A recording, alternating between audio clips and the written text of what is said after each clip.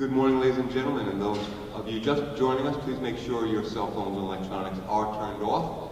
And again, welcome to the 2015 Nashville Heritage Performance Program. If you please join me in welcoming our adjudicators listening and working with the groups today. On my right, from Vanderbilt University, Dr. Thomas Verrier. In the center from the University of Utah, Scott Hagan. And on my left from Elkhorn, Indiana, Bob Burhide. And now I would like to present from Central South Carolina, the R.C. Edwards Middle School String Orchestra under the direction of David Cellini.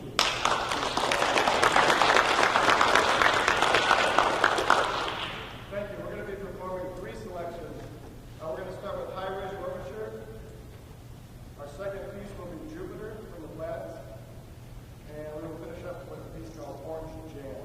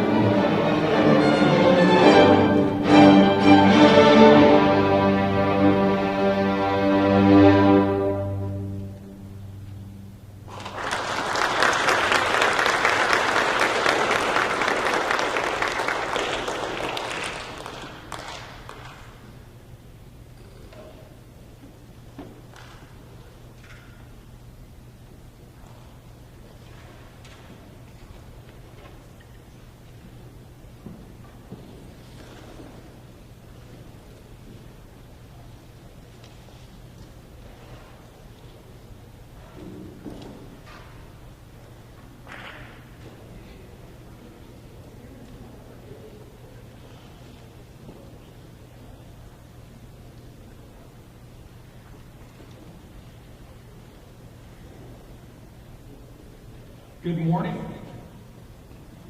You can say good morning. Wow, there's some great teaching happening here. My goodness sakes. What grade level? 7th and 8th. I had to open my eyes widely because I thought it was a much older ensemble playing. I really did. There was some great teaching. I've never seen junior high folks use their bow so well. I mean, you're using the whole thing, and you're getting up to the frog, and I mean, you could tell the first thing that you played was like, wow, it's such a great sound. Because you've been taught so well and you play so aggressively. And that's what it's all about. Right? Yeah. Okay. I'm going to do a couple things with you. Your name is what? Mary? I'm Scott. Nice to meet you. I'm going to do this without a conductor. Okay? You know how conductors came about? Any idea? Well, you know, years and hundreds of years ago, there weren't such things as conductors. Because most of the music was smaller numbers of people. And so basically they could just play it by themselves without a conductor. They really didn't need one. And so as the groups got larger and larger, then they had to have somebody that would be in charge. Because they started to kind of argue with each other. And then that person eventually had a baton, which turned out to be a real big one at first, and then it graduated into kind of what we are today as conductors. But I think sometimes conductors aren't needed as much as we think they are. It's really you're doing the playing. You're keeping the time, pretty much, by physically acting. And the other thing that I do when I watch string orchestras, and I'm lucky I live in Salt Lake City, so I have a wife that works for Utah Symphony. And so I attend many concerts. And when you watch orchestra, with strings especially, it's a visual thing too. It's a visual display because of the motions of the arms and the bodies and everything like that. They're really watching each other and listening to each other. So Mary, I want you to kind of give like, and then start the piece. Okay? So everybody's going to watch her. Okay? Have you done this before? Okay, try it. So everybody's going to watch. It's the first piece you play. Sorry. The first piece.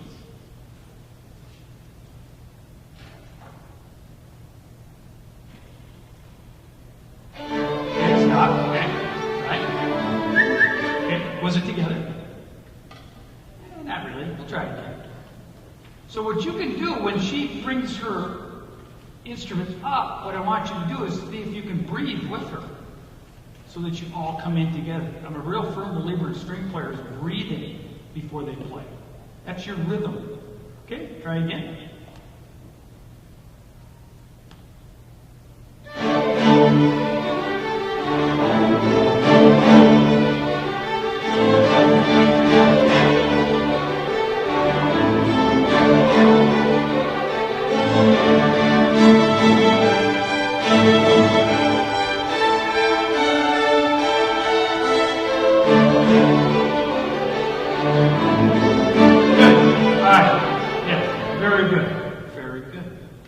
Can everybody see her pretty well? Okay. How many are watching her bow? Even though you're reading her your own music, how many are watching her? Yes.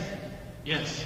There's a lot of energy when you stand up between you guys. I mean, it's pretty cool. Because there's a lot of sound. Just like that's great. Okay? How do you get more definition on your eighth notes? Uh-huh. Could you see if you can get a little more definition on your eighth notes? Try it by yourself.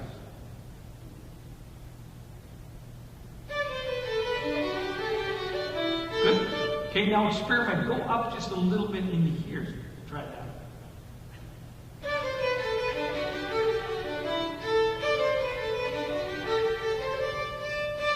Okay, what do you think? Easier? Okay, that might be something you want to experiment with. I think when I was sitting out in the audience, I could hear them pretty well, but I was thinking, gosh, it'd be nice to hear more definition. Can the violinists do that? Is it just first violin? How many first violins do we have? Okay, ready? 1, 2, 1, 2, 3, 4.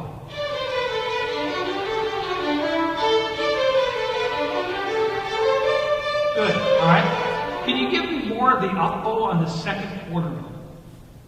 Is that an up bow? Yeah. 1, 2, just kind of see if you can accent that just a little bit, because it's kind of the end of something. 1, 2, 1, 2, 3, go. There you go. Yeah. It's kind of an ending of a statement, and I think it needs to be there. Okay? Good. Now, the pizzicato is at 31. Let's do that, okay? So just the pits. The cellos and bass. 1, 2, and 1, 2, 3, 4, 1.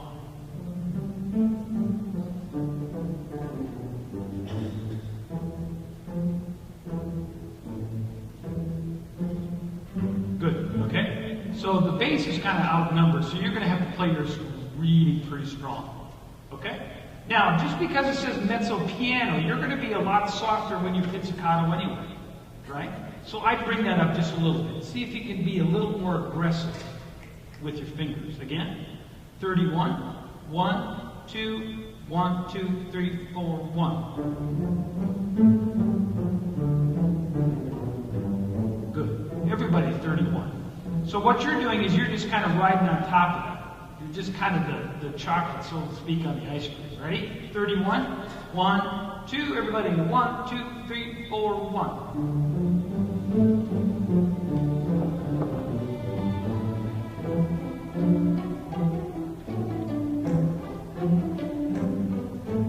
Don't rush.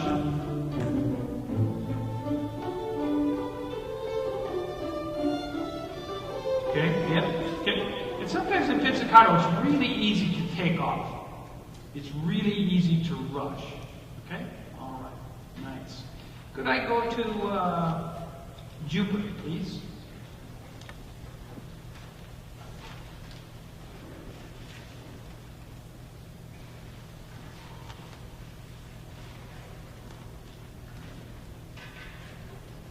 Now, what I want to talk to you here about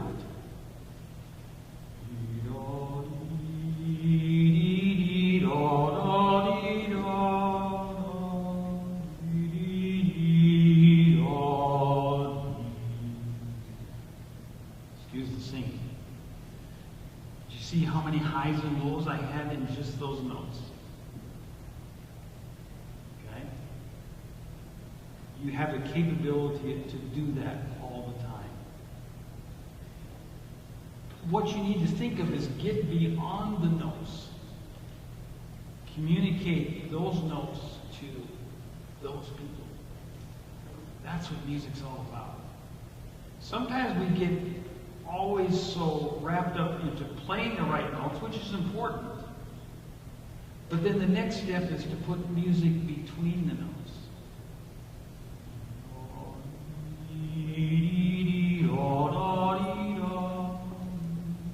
Right?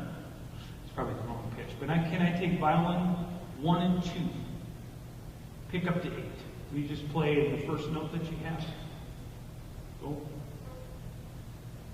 Play. Okay, just hold the first note so we can get kind of some kind of pitch sense. Hold the first note.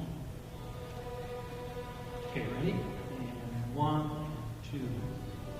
Okay, one more time. I'll give you 2 beats for nothing. And 1 and 2. Push. Okay, so how do you get the sound between the quarter note, dotted quarter, and the 8th note? How would you do a crescendo there? Yeah, more weight, exactly.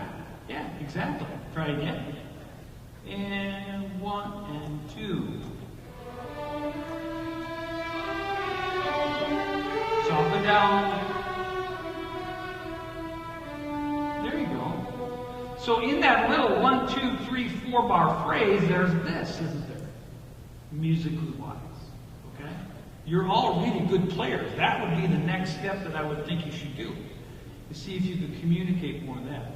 Because when we're carrying on a conversation with each other at school or wherever we are, we're using inflections all the time, just like I'm doing now. I'm not talking to you like this. We don't communicate like this when we have to force ourselves to do that. Okay? Same thing with music. Sometimes when we get notes in front of us and all these things that we have to do correctly, guess what? We forget to do these kinds of things. Emotion. We all have it in us. But sometimes when we get this in front of us, it doesn't go anyplace.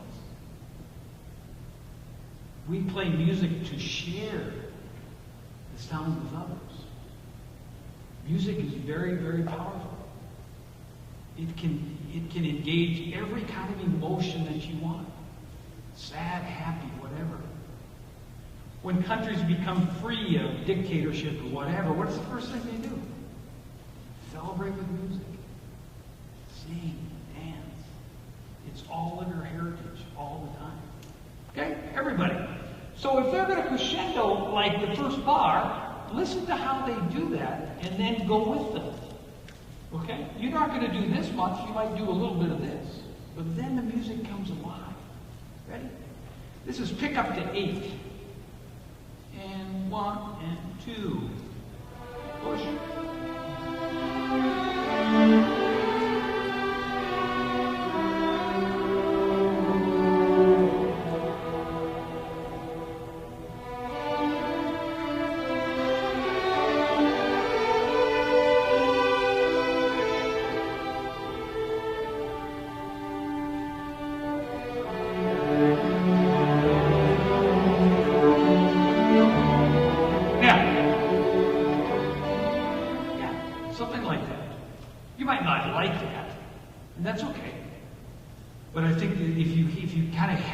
Everybody has that inside of you.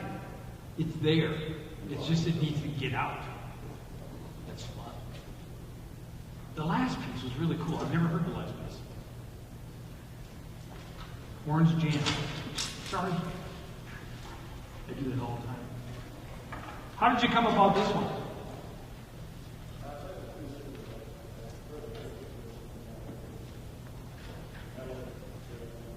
Yeah. So, we always see, 16th notes as being, black, right? So again, how do we make more definition on the 16th notes? More weight or less weight? Exactly. So if we don't have really definition on the 16th notes as a whole ensemble, they come out and you don't hear them exactly as we should. So I would say a little bit more weight. Could you give me a tempo on this? Okay, ready? 1, 2, 1, 2, 3. Hard. There you go. Right, so you're staying right up here, aren't you? Right up there. Are you guys too? Good. Again. 1, 2, and 1, 2, 3. More.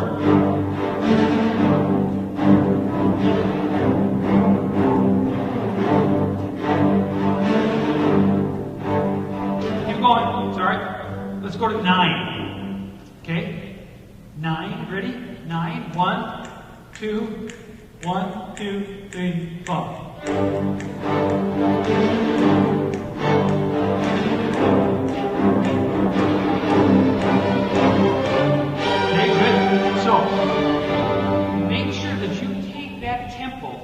These guys, because you came in a little bit slow. Okay? All right. So, who's the second violin?